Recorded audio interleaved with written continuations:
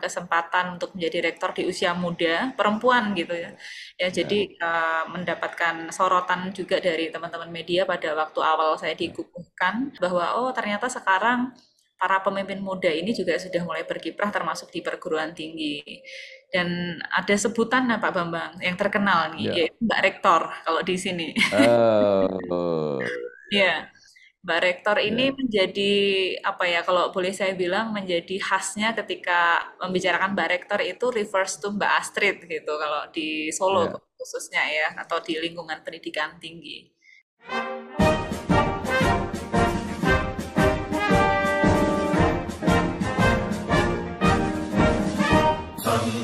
Wahai mahasiswa,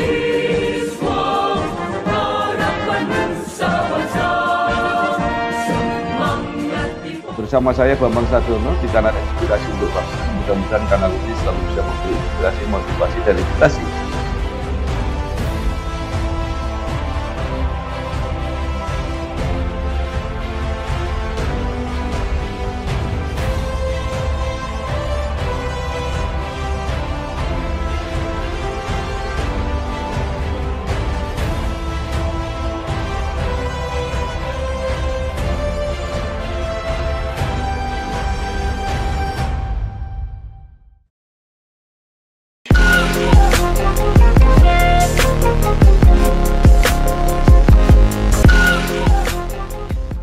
Assalamualaikum warahmatullahi wabarakatuh.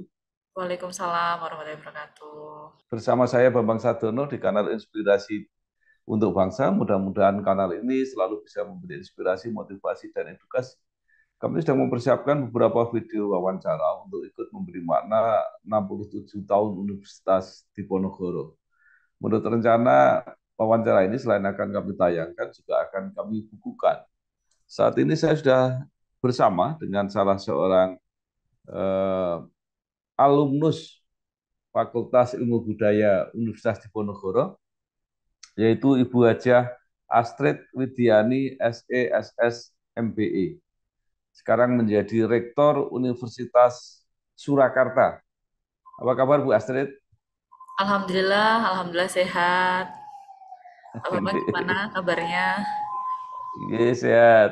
Alhamdulillah. Mungkin mungkin bisa dimulai dengan cerita mengenai pengalaman dan kenangan ketika kuliah di Undip, ternyata juga kuliah di Universitas Surakarta kalau tidak salah, juga kemudian S2 di UGM, Oke. kemudian sekarang masih meneruskan dan berkarir macam-macam kegiatannya. Nah, sekarang salah satunya adalah menjadi rektor UNSA. Tapi silahkan cerita sendiri ya, walaupun singkat, Ya, eh, mungkin akan lebih lengkap. Silakan Bu ya, Astrid. terima kasih Pak Bambang kesempatannya. Kebetulan ini juga temanya membuat saya bernostalgia ya. Kembali ke masa zaman kuliah dulu waktu di Undip S1 saya ambil SMNPTN di sana Pak ya dulu seleksi mahasiswa Ya, PTN di sana dan alhamdulillah memang pilihan pertama saya pada waktu itu di sastra Inggris. ya, Sempat pada waktu itu karena almarhum Bapak juga guru besar di Fakultas Hukum Undip, memang ya, pernah diarahkan untuk masuk ke FH, Pak, dulu ceritanya. ya. Ke FH saja, sana banyak kawan-kawan, kolega Bapak, dan seterusnya. Tapi memang passion saya itu di bidang budaya, jadi sosial budaya, seperti itu. Dan ketika awal saya masuk di Undip, yang notabene di Solo itu kan ada, kalau dulu itu modelnya sekolah favorit ya, kalau sekarang kan domisili, Pak. Hmm. Kalau Ya, ya. kalau sekarang domisili dulu itu eee, didominasi oleh peringkat gitu ya, peringkat. Jadi Hmm. kebanyakan teman-teman saya di SMA 1 pada waktu itu kalau nggak ke UGM ke ITB. Sehingga pada Hmm. waktu itu saya justru memilih jalur yang memang tidak banyak teman-teman yang sama. Karena kalau di Solo, Ya, karena peringkatan itu teman-temannya sama ya, Pak, dari SD, SMP, ya, SMA gitu. ya. Apalagi di UNS, di UNS lebih banyak lagi gitu. Dan ketika saya masuk Undip pada waktu itu termasuk minoritas di lulusan saya, alumni saya di SMA, tapi saya mendapatkan banyak teman-teman baru, mendapatkan banyak apa ya, benar-benar uh, sudut pandang baru gitu kalau boleh saya bilang, karena Ya. sedikit sekali teman saya yang dari Solo pada waktu itu. Jadi malah justru di Undip ini saya belajar dari berbagai macam perspektif baru dari teman-teman seluruh Indonesia. Dan ketika saya masuk di Undip pada waktu itu, saya aktif di organisasi juga, sempat Ya. memimpin UKM, jadi saya sempat menjadi ketua wadah musik sastra Undip. Ya. Perempuan pertama pada waktu itu kan kebanyakan laki-laki ya Pak kalau di sastra. Ya. Ya. Gitu. Jadi memang sudah menjadi bagian dari hobi saya atau passion saya itu Ya. masuk ke dalam organisasi sejak SMA kuliah seperti itu. Ya.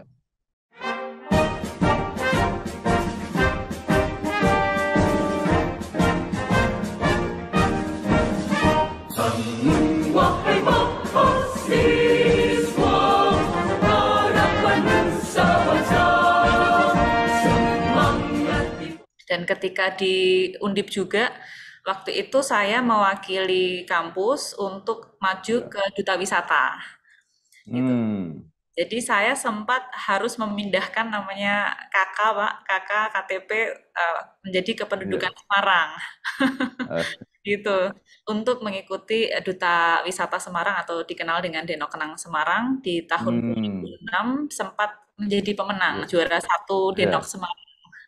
Jadi ya kalau boleh dibilang nggak hanya di Undip tapi Kota Semarang itu sudah banyak sekali memberikan saya wawasan yang baru gitu ya. Jadi sempat mewakili Kota Semarang ke Jawa Tengah, kemudian menjadi Mas Mbak Jawa Tengah, kemudian banyak juga kegiatan kampus ketika saya menjadi ketua organisasi dan seterusnya, sehingga ketika saya pulang pada waktu itu ke Solo, yang notabene karena dapatnya jodoh orang Solo Pak Bambang, jadi harus balik lagi ke Solo. Dan waktu itu saya masih ada jeda untuk memikirkan kemana karir saya gitu, karena kalau boleh dibilang dari keluarga saya, khususnya orang tua saya kandung ini kan sudah mendirikan yayasan pendidikan. Jadi ketika saya ingin menjadi diplomat, saya harus ke luar negeri ya, sehingga saya harus memikirkan bagaimana kelanjutan dari yang sudah dirintis oleh orang tua saya gitu ya, UNSA ini. Jadi ketika pada waktu itu saya diberikan jeda oleh orang tua gimana mau lanjut di MM atau di MA gitu ya, di Master of Arts atau di Magister of Management-nya gitu. Kemudian itu pun saya tidak dipaksa Pak Bambang, jadi memang diberikan keleluasaan untuk memilih dan saya akhirnya mengambil tanggung jawab ya sifatnya untuk meneruskan apa yang sudah dirintis oleh orang tua, sehingga saya harus mengambil lagi jalur linear untuk bisa jadi dosen karena basicnya bukan ekonomi, maka muncullah tadi ada gelar SE juga karena dalam rangka untuk linearitas untuk menjadi dosen pada waktu itu. Jadi awal karirnya benar-benar dari bawah, dari dosen sempat, kemudian memimpin fakultas sempat, dan juga sempat memimpin akademi juga. Itu Pak, kurang lebih ceritanya. Baik, memang saya kenal ya Pak Bejo Sujono itu mengelola beberapa akademi kalau nggak salah itu ya. Tiga yayasan. Yang terkenal AU Pancasila kalau nggak salah itu ya. Ya, dulu awalnya ada Yayasan Pancasila, kemudian berkembang di Krida Dharma dan Karya Dharma Pancasila, ada AUP dan ASMI Solo, Pak. Iya, betul. Kemudian ASMI ini yang kemudian berkembang menjadi UNSA saat ini. Iya. Baik. Nah, kemudian Bu Astrid ini sekarang menjadi rektor, kalau tidak salah pernah dianggap sebagai rektor perempuan termuda se-Indonesia itu ya. Apa yang terjadi? Iya, sempat kalau boleh saya bilang mendapatkan privilege ya Pak, mendapatkan privilege, mendapatkan kesempatan untuk menjadi rektor di usia muda, perempuan gitu ya. Ya jadi mendapatkan sorotan juga dari teman-teman media pada waktu awal saya dikukuhkan. Kebetulan Pak Bimo juga rawuh, kepala LL Dikti. Dan Pak Bimo juga sudah hafal dengan saya karena selalu mendampingi almarhum Bapak ya waktu mungkin di yayasan dulu. Jadi saya memang aktifnya dulu sebelum di rektor adalah di yayasan pendidikannya. Jadi Pak Bimo juga sudah mengenal saya dan waktu itu juga semakin memberikan semangat bahwa oh ternyata sekarang para pemimpin muda ini juga sudah mulai berkiprah termasuk di perguruan tinggi. Dan ada sebutan Pak Bambang yang terkenal nih, Ya. yaitu Mbak Rektor kalau di sini. Oh, Iya, Mbak Rektor ini ya, menjadi apa ya kalau boleh saya bilang menjadi khasnya ketika membicarakan Mbak Rektor itu refers to Mbak Astrid gitu kalau di Solo ya, khususnya ya atau di lingkungan pendidikan tinggi. Ada juga kalau nggak salah satu pimpinan perguruan tinggi perempuan di Jawa Timur, institut juga ada rektor muda. ya. Mm-mm. Di Malang kalau nggak salah itu ya. Malang, betul Pak. Ya, ya. Nah, mungkin ini sekarang Mbak Rektor bisa cerita bagaimana perkembangan UNSA sekarang. Artinya Iya, iya. capaian-capaiannya apa saja ini. Ya. Ya, ya Pak Bambang. Jadi baru saja tahun lalu, akhir tahun kemarin itu kita merayakan Dies Natalis ke-25, seperempat abad UNSA. Dan di tahun ke-25 itu pas saya juga pas dikukuhkan, jadi momentum yang sangat luar biasa ya, saya dititipkan estafet di mana UNSA ini memiliki kayak tantangan Indonesia kan juga pengennya Indonesia emas ya Pak, menuju ke 100 Iya, tahun Indonesia. betul. Jadi ketika momentum seperempat abad itu justru menggugah semangatnya atau spirit dari seluruh sivitas akademika di sini untuk bisa menajamkan lagi visi kami sebagai kampus yang ingin nantinya menjadi kampus unggul berbasis kewirausahaan berstandar internasional di wilayah Jawa Tengah khususnya dan Indonesia pada umumnya. Mengganti Ponegoro, kobarkan di darat. Kemudian untuk mewujudkan itu apa program-program eh, baik program studi yang ditawarkan Ya, maupun apa program-program kegiatan ke depan dan sebagainya. ya, saat ini UNSA memiliki 14 prodi dengan 2 prodi pasca sarjana, yang mana segmen kami ini juga rata Pak antara segmen fresh graduated dari sekolah menengah atas atau SMK dan juga kelas eksekutif maupun memang kedinasan. Jadi memang sudah ada 3 segmen tersebut yang ada di UNSA.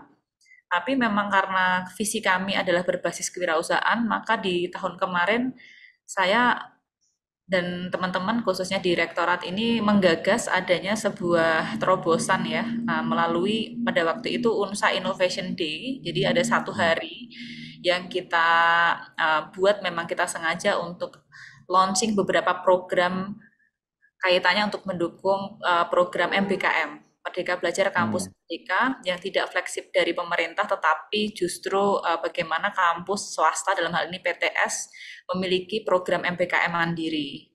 Jadi pada waktu itu saya meluncing kurang lebih ada 7 program Pak Bambang. Contoh misalnya ada kalau dulu KKN ya, kalau dulu Ya. ada istilah KKN atau pengembangan desa, di UNSA sudah kita buatkan namanya program Smart Village. Jadi sudah Hmm. langsung dalam bentuk konsep bagaimana integrasi atau digitalisasi sebuah desa ini bisa tercapai melalui proses penelitian dan pengabdian dari kampus yang merupakan Ya. bagian dari Tridharma ini. Jadi contohnya yang kemarin di Desa Ngringo yang terdekat dengan UNSA sendiri ini, kita sudah masuk di 4 dusun dengan 4 konsep Smart Village yaitu Smart People, Smart Economy, Smart Government, dan Smart Environment. Dan nantinya akan terus seperti itu akan dikembangkan kembali. Kemungkinan juga kita akan menambahkan mungkin dari sisi smart housing, smart yang lain-lain ya Pak ya, karena tergantung dari kebutuhan masing-masing wilayah juga. Sesuai dengan tentunya prodi yang ada di UNSA. Ini salah satu programnya aja Pak. Ini banyak jadi Ya. ada Ya. yang terdekat juga karena UNSA ini di sebelah timurnya Bengawan Solo, Sungai Bengawan Hmm. Solo. Kalau terkenal kan kampus Bumi Bengawan karena dekat Bengawan Solo. Nah, di UNSA saya juga menggalakkan yang program lingkungannya, peduli lingkungan itu namanya Bengawan Solo Lestari. Nah, ini malah Hmm. saya sekarang dengan mewakili UNSA ini dengan pihak BBWS atau Balai Besar Wilayah Sungai Bengawan Solo ini sudah sangat sering gitu mengadakan kegiatan dalam rangka ya berbicara tentang infrastruktur air, kemudian berbicara tentang krisis iklim, termasuk ada kegiatan penanaman pohon bersama. Bahkan kemarin UNSA mendapatkan kesempatan menjadi host atau tuan rumah untuk Hari Air Sedunia. Itu Pak, kurang Ya, lebih ya. ya, ya. Kalau warna kewirausahaannya Ya, apa implementasinya seperti apa? ya, tentunya kalau pada umumnya kewirausahaan ini kan dipahami dalam bentuk mata kuliah kewirausahaan gitu ya Pak ya, atau Hmm, penanaman seluruh SKS kewirausahaan ini di semua hmm, prodi, tidak hanya di ekonomi. Tetapi ya, saya mengenalkan juga tidak hanya di UNSA tapi juga di wilayah Solo Raya itu ya. sebuah konsep namanya edupreneurship Pak. Hmm, Mbak Astrid ini tidak seorang rektor saja akademisi, tetapi juga karena saya juga sebagai businesswoman, saya memiliki beberapa bisnis di ya, luar. Jadi konsep inilah yang akhirnya saya turunkan di lingkungan kampus dan sekitarnya, tidak hanya di UNSA, di beberapa ya, kampus di Solo juga, di mana ini tidak hanya mengubah konsep atau mindset mahasiswa untuk siap menjadi wirausaha, tetapi ya, bagaimana menekankan mental atau karakter dari wirausaha atau dari pengusaha itu sendiri, Pak. Misalnya, edupreneurship itu ya di dalam metode pengajaran di kelas, anak-anak harus lebih banyak inisiatif, hmm, kreativitas, kemudian adaptif gitu ya Pak ya. Kemudian konsep-konsep untuk dia bisa ya seperti layaknya pengusaha pada umumnya. Jadi nggak boleh iya. gampang menyerah, kemudian dia harus agile, lincah, dan seterusnya. Jadi sifat-sifat pengusaha ini yang terus saya sebarkan virusnya, virus kewirausahaan melalui edupreneurship ini di kampus, di kelas maupun di masyarakat. Bekerja belajar capai cita-cita. Saya kira menarik Bu Astrid ya, Mbak Rektor tadi. Nah, ada yang apa membayangkan ya karena Surakarta atau Solo ini dikenal sebagai apa kota bisnis, kota Ya, perekonomian, tapi juga ada perdagangan. yang menginginkan seperti Jogja menjadi kota pendidikan. Nah, nanti bisa nggak itu digabungkan dunia pendidikan tapi juga bisa menjadi apa ya lahan wirausaha ya kan seperti bidang-bidang lain ada ya bidang kesehatan itu juga Ya, bisa. Nah, seperti apa membayangkan Solo sebagai kota pendidikan? ya, kebetulan Pak, ini insya Allah nanti di Hari Pendidikan Nasional tanggal 2 Mei, Ya, kami sedang menggagas adanya deklarasi untuk Solo ini sebagai kota pelajar juga. eh, Kenapa kok bisa ada gagasan seperti itu? Sebenarnya dimulai dari banyaknya perkumpulan atau asosiasi dari pelajar lintas hmm, tidak hanya di sisi institusi ya dari sekolah tapi juga pelajar Islam, kemudian pelajar ya, Pancasila dan seterusnya ya Pak ya. Ternyata ini banyak sekali Pak di Solo ya, dan Solo ini termasuk kota yang sangat heterogen gitu. Jadi kita dikenal dengan toleransi yang cukup tinggi di mana banyak perbedaan yang justru menjadikan Solo ini semakin kuat gitu ya karakternya, semakin menerima berbagai kalangan dan terbukti di beberapa kampus besar termasuk di UNS, Universitas hmm, Muhammadiyah Surakarta, itu juga banyak sekali yang dari seluruh Indonesia datang ke Solo.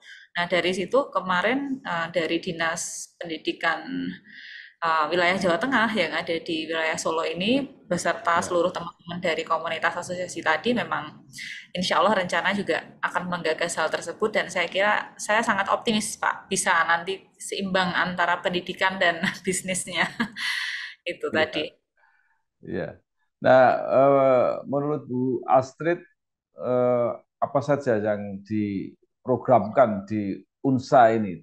Karena pasti UNSA kan pengen berkembang terus ke depan.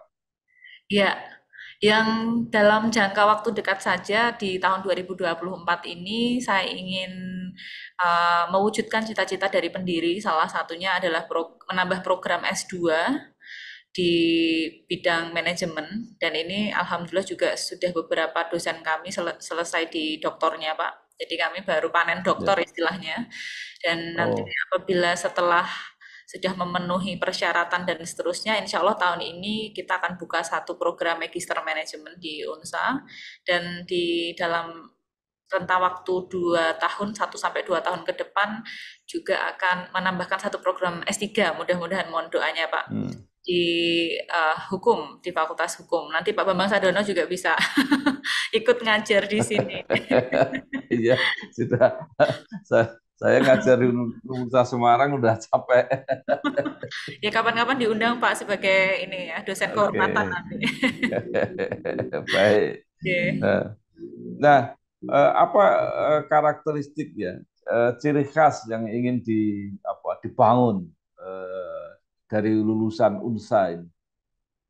Ya, tentunya kalau sesuai visi kita memiliki basis kewirausahaan tadi, sehingga adanya output yang tidak hanya berupa skripsi, kan sekarang dibebaskan ya dari Kemendikbud, Ya, ada project base, kemudian ada dalam bentuk-bentuk yang lain. Ini sudah mulai kita kembangkan juga di UNSA ya, supaya yang namanya link and match ini bisa terrealisasi gitu, Pak.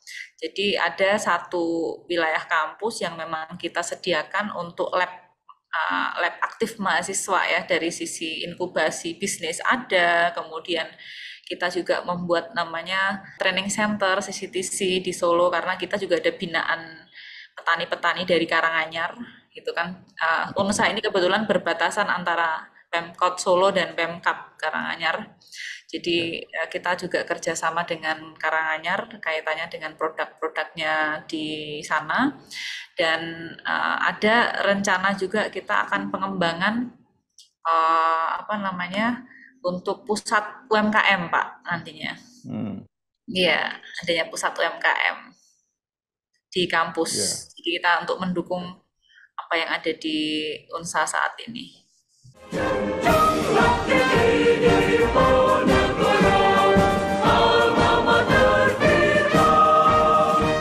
Bu Hasil, sekarang kita agak bergeser sedikit. Saya baru saja mewawancarai seorang akademisi di Solo Ya, yang mengadakan survei. ya. Beliau mengatakan bahwa menjelang pemilihan wali kota Solo ini, Mhm. 42% masyarakat menginginkan calon wali kotanya itu dari pengusaha. Nah, Oh ya. apa pendapat komennya Bu Astrid? Iya, iya. Solo menarik Pak kalau dari sisi politik ya Pak, karena Ya, eh, apa ya, kalau saya boleh bilang sifatnya itu sangat cair gitu ya, ya, bisa ya, sesuai dengan apa yang terjadi atau sangat dinamis dengan apa yang ada di pusat, karena yang seperti kita tahu ya sekarang, ya, mantan wali kota kami yang dulu Pak Jokowi sekarang jadi sekarang jadi presiden, diteruskan wali kota yang sekarang Mas Gibran juga ini kan kemarin arahnya juga menjadi ya, wapres, jadi otomatis akan juga menarik eh, apa banyak banyak isu dan banyak pandangan gitu politik yang ada di Solo. Dan kaitannya dengan pengusaha tadi, beliau berdua kan juga dari background yang sama Pak ya, ya, kan dari partai ya, politik awalnya, dari pengusaha. Dan memang kalau di Solo itu ada semacam apa ya, bukan tradisi tapi lebih ke umumnya ada pasangan gitu Pak, antara ya, kader partai dan yang satu dari pengusaha gitu. Jadi ya, mungkin masyarakat juga mencari-cari ini siapa ya kira-kira yang nanti bisa ya, menyeimbangkan atau menjadi figur yang bisa ya, membawa Solo ini juga semakin maju lagi gitu, dengan sisi pengusaha yang sudah selama ini terbukti sudah berjalan baik gitu kan Pak ya, ya. ya. Ya. Nah, kemudian juga yang eh, tokoh ini ya, namanya Pak Suwardi, Oh iya, Pak Dekan Marti. Visip Unisri. Ya. Eh, Beliau saya wawancarai mengatakan kalau dari segi figur wanita itu dia melihat ada dua, satu adalah Mbak Sekar Tanjung Ya. dan yang kedua adalah Bu Astrid. Eh, Masuk bursa ini Pak ya. Nah, bagaimana komentar Bu Astrid sendiri? Iya, iya. Ini baru sangat santer atau sangat sering diperbincangkan teman-teman di Solo. Bahkan beberapa kali saya Ya, sudah diminta statement, Pak, dari ya, teman-teman media. Sama, Pak, saya jawabannya dari dulu sampai sekarang itu saya memang aktif berkontribusi di masyarakat ya, ya. Melalui apa yang menjadi peran saya, yaitu saya sekarang jadi rektor, kemudian saya juga aktif di beberapa organisasi, mungkin Pak Bambang Sadono juga sempat saya mention kemarin, ya, termasuk di Kadin, di HIPMI, ya. di Apindo, dan lain sebagainya. Itu kan saya juga aktif, jadi mungkin dari beberapa pihak melihat saya bisa di apa ya digadang-gadang untuk menjadi salah satu pendamping gitu ya Pak ya, atau menjadi wakil Ya. wali kota di Solo atau seperti apa, saya matur nuwun sangat gitu. Jadi bagian dari satu prinsip yang selama ini saya jalankan yaitu pengabdian berarti sudah diakui oleh masyarakat gitu Pak. Mohon doanya aja yang Oke, terbaik ya. baik. Ya, jadi mudah-mudahan semua Insya berlangsung baik. Nah, Allah. terakhir pertanyaan saya begini. Ya, Kembali ke Undip lagi. Apa yang ingin Bu Astrid sarankan ya dalam posisi sekarang ini, pengalaman yang macam-macam, ini kepada para mahasiswa ya. supaya bisa mengikuti jejak seperti Bu Astrid? Ya, mungkin lebih ke berbagi pengalaman ya, karena Ya, saya kira anak-anak sekarang itu jauh lebih kreatif, lebih kritis gitu. Kalau boleh saya bilang teman-teman Gen Z ini kan beda Pak. Kalau zaman saya dulu milenial itu diarahkan kita bergerak, kalau Gen Z ini kita beri ruang mereka bergerak. Jadi beda. hmm, Jadi gunakanlah ruang yang ada saat ini dengan berbagai macam platform. Teman-teman sudah bisa memanfaatkan secara positif tidak hanya di dalam ruang kelas saja atau di kampus, tetapi di semuanya. Jadi saya kira kalau memang teman-teman nyaman dengan media sosial, teman-teman nyaman menggunakan platform YouTube atau yang lain atau dalam bentuk komunitas, ya harus bisa kita mulai dari sekarang dan tentunya nanti kita bisa saling bersinergi karena kalau sekarang itu tidak zamannya lagi kompetisi ya Pak ya. Kalau dulu itu kan kita saling berkompetisi atau saling bersaing, kalau sekarang itu zamannya adalah bersaling gitu, bukan bukan ya. bersaling bersaing tapi bersaling atau berkolaborasi. Amalkan watak satria, hati tarik undang, mengabdi tanah pusaka. Jadi pesan saya untuk teman-teman muda, generasi muda, kalau ingin menyesuaikan di zaman sekarang adalah kita harus sadar kita sudah memiliki ruang, tergantung bagaimana kita bisa memanfaatkan ruang atau platform yang ada sekarang secara positif dan bangunlah jejaring untuk meningkatkan kolaborasi. Itu saja mungkin Pak dari saya. Ya, baik. Luar biasa. Terima kasih Terima sekali kasih Pak Ibu Bambang. Hajah Astrid Widayani, SESSMBA, Rektor Universitas Surakarta. Semoga bermanfaat untuk kita semua, terutama bagi para mahasiswa yang masih belajar. Boleh satu Sukses terus, lagi Bu. Pak, satu lagi. Silakan, Bu. Saya ingin mengucapkan dirgahayu untuk Universitas Diponegoro yang ke-67. Ya, Saya sebagai salah satu alumni sangat berterima kasih dan tentunya banyak sekali pengalaman yang saya dapatkan seperti yang saya sampaikan tadi, tidak hanya ketika ketika saya kuliah tetapi juga hingga saat ini Undip telah membawa saya untuk menjadi pribadi yang lebih baik dan lebih bisa bermanfaat untuk masyarakat banyak. Dirgahayu untuk Undip, sukses selalu. ya. Ya, itu saja Sekali Pak. lagi terima kasih ya Ibu Hajah Astrid Widayani, SESSMBA, Rektor Universitas Surakarta. Ye. Wassalamualaikum warahmatullahi wabarakatuh. Waalaikumsalam warahmatullahi wabarakatuh. Matur nuwun nggih, Bu. Ye, Nggih. matur suwun. Bersama saya Bambang Sadono di kanal Inspirasi untuk Bangsa. Mudah-mudahan kanal ini selalu bisa memberi inspirasi, motivasi, dan edukasi